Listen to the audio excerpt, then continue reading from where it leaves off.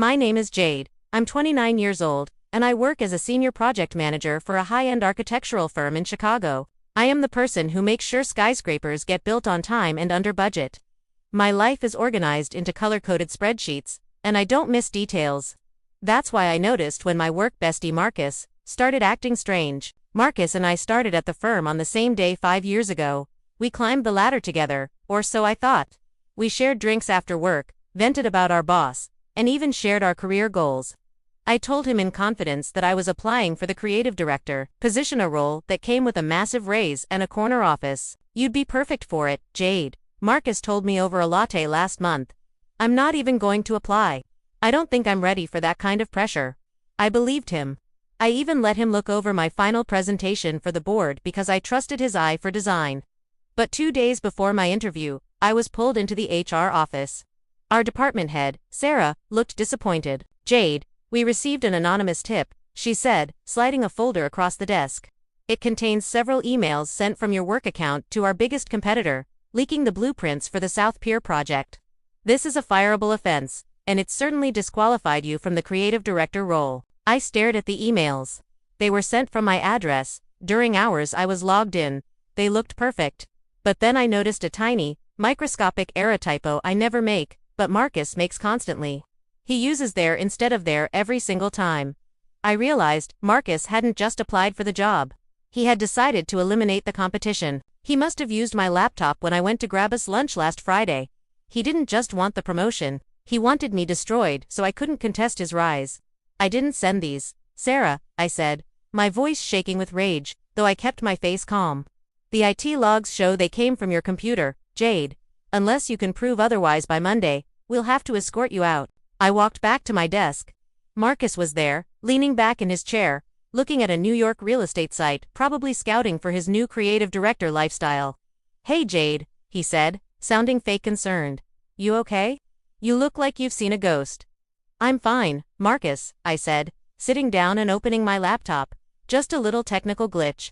I'll have it fixed by tomorrow. Marcus didn't know that while I am a project manager, my minor in college was cybersecurity.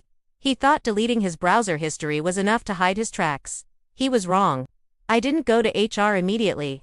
Instead, I waited until the office was empty that evening. I knew Marcus's patterns.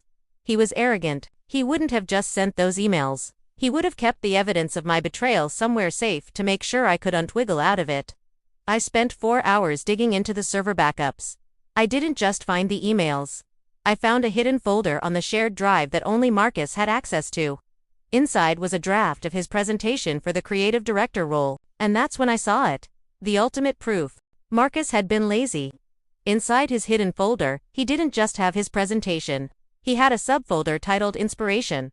When I opened it, I found my original, proprietary research and the high-resolution renders I had shown him in confidence.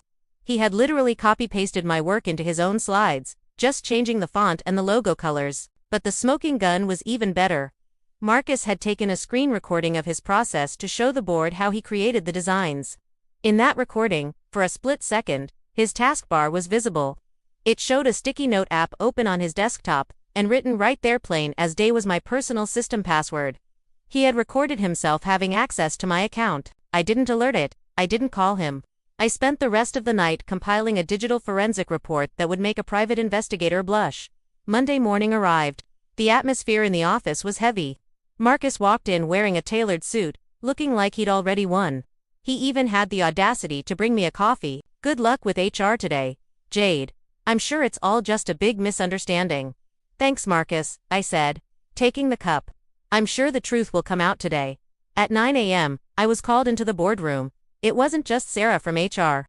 The CEO and the senior partners were there. Marcus was also asked to wait outside. Jade, do you have an explanation for the leaked emails? The CEO asked. I do, I said, plugging my laptop into the massive 4K display. I don't just have an explanation.